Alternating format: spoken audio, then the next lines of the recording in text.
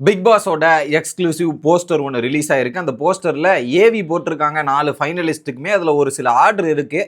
இந்த ஆர்டரை வச்சு ஏதாவது கெஸ் பண்ண முடியுமா, இவங்க தான் வின்னரு ரன்னரு? ஏன்னா இது ஒரு பேட்டர்ன் இருந்திருக்கு. சீசன் 5லிருந்து ஒரு பேட்டர்ன் ஃபாலோ ஆயிருக்கு. அந்த பேட்டர்னையும் கம்பேர் பண்ண போகிறோம். சீசன் 8ஓட பேட்டர்னையுமே கம்பேர் பண்ணி யார் என்ன அப்படின்றது கொஞ்சம் குழப்பமாக தான் இருக்குது. அதையும் நம்ம தெளிவுபடுத்தலாம். அடுத்ததாக இன்னொரு பக்கம் மிட்வீக் எவிக்ஷன் இருக்குதா இல்லையான்னு நிறைய பேர் கமெண்ட் செக்ஷனில் கேட்டுக்கிட்டே இருக்கீங்க. அதுக்கு ஒரு கிளாரிட்டியும் நான் கொடுத்துட்றேன். இது லைவ்ல நடந்த விஷயங்கள், இது எல்லாத்தையும் கொஞ்சம் டீட்டெயிலாக பார்த்துடலாம். சேனலுக்கு புதுசாக இருந்தீங்கன்னா சப்ஸ்கிரைப் பண்ணிருங்க. வீடியோ பார்க்குற அனைவருமே மறக்காம லைக்கும் ஐப்பும் பண்ணீங்கன்னா இந்த வீடியோ பல பேருக்கு போய் சேர்ந்துடும். அந்த உதவியை பண்ண மாதிரி கேட்டுக்கொள்கிறேன். இப்போ கண்டென்ட்டுக்குள்ளே போயிடலாம். ஸோ ஃபஸ்ட்டு இந்த இதுக்கு வந்துடும்.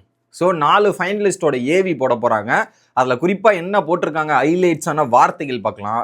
Journey of a life time comes full circle அப்படின்றது தான். ஓகே, ஸோ இந்த பிக் பாஸோட ஜேர்னி வந்து ஒரு லைஃப் டைமில் ஒரு ஃபுல் சர்க்கிளாக வந்திருக்குது. ஃபைனலாக அந்த ஆர்க்கு கம்ப்ளீட் ஆகிருக்குன்னு சொல்கிறாங்க. ஸோ ஆரம்ப புள்ளி இங்கே இருக்குது.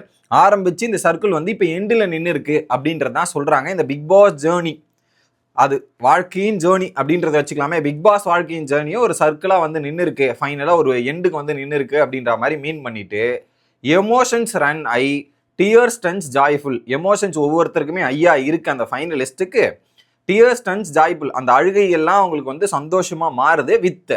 எப்படி சந்தோஷமாக மாறிட்டு வித் எ வார்ம் விச்சுவல் hug from the boss. So big boss வந்து விச்சுவல் ஹக்.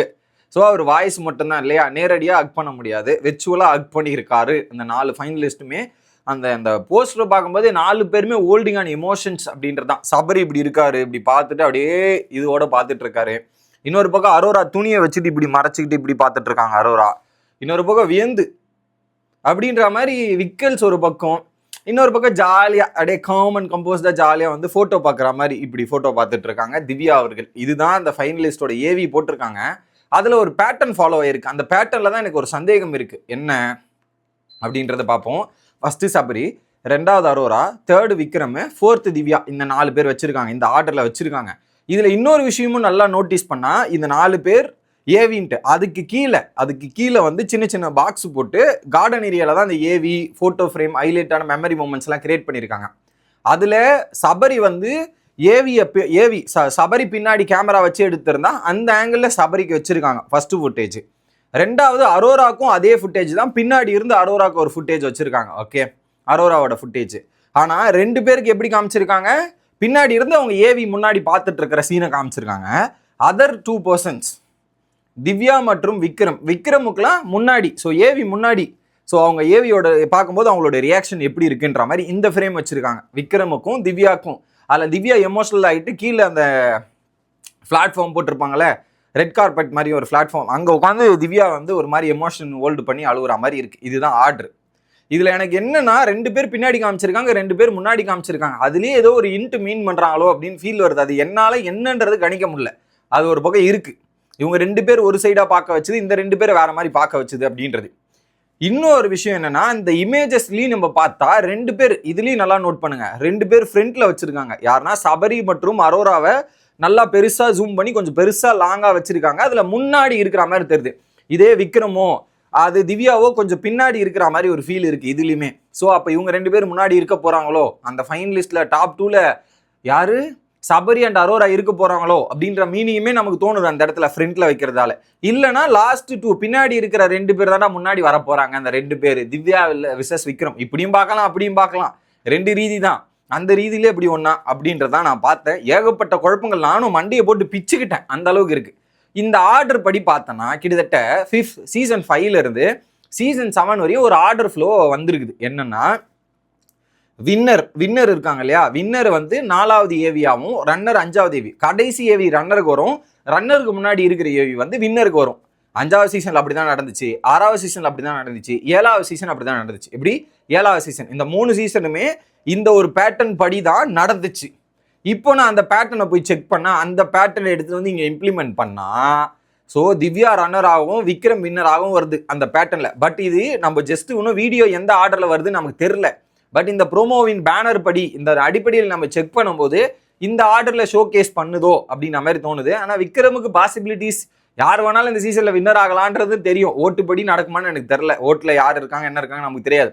பட் ஆனால் விக்ரம் காட்டுறாங்க. இது ஒன்று ஆப்ஷன். ஓகே, ரெண்டாவது நான் சீசன் 8 கூட கம்பேர் பண்ணிட்டு வந்தேன். இப்போ தான் போய் அந்த எபிசோடு ஒரு 1.5 மணி நேரம் கிளிப்பு அதை போய் பார்த்தா ஃபஸ்ட்டு வந்து யாருக்கு போட்டிருக்காங்கன்னா சௌந்தர்யாக்கு, ரெண்டாவது விஷாலுக்கு, மூணாவது முத்துக்குமரன், நாலாவது வந்து பவித்ரா, அஞ்சாவது ரயன். ஸோ முத்துக்குமரனுக்கு சென்டரா வந்திருக்கு. ரன்னர் அப் பொசிஷன் ஃபர்ஸ்ட் பிளேஸையும் சென்டரா வந்திருக்கு.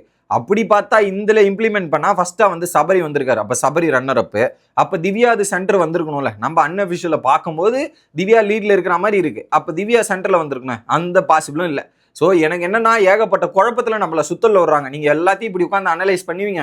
ஒவ்வொரு சீசனை பேட்டர்ன் எடுத்து கண்டுபிடிப்பீங்க. போன சீசனோட பேட்டர்ன் எடுப்பீங்க. இந்த சீசன் பேட்டர்னே கிடையாதுடா, நாங்கள் செட் பண்ணுறதாண்டா பேட்டர்ன்ற மாதிரி செட் பண்ணியிருக்காங்க போல இருக்கு. நல்லா சுத்தல வர்றாங்க.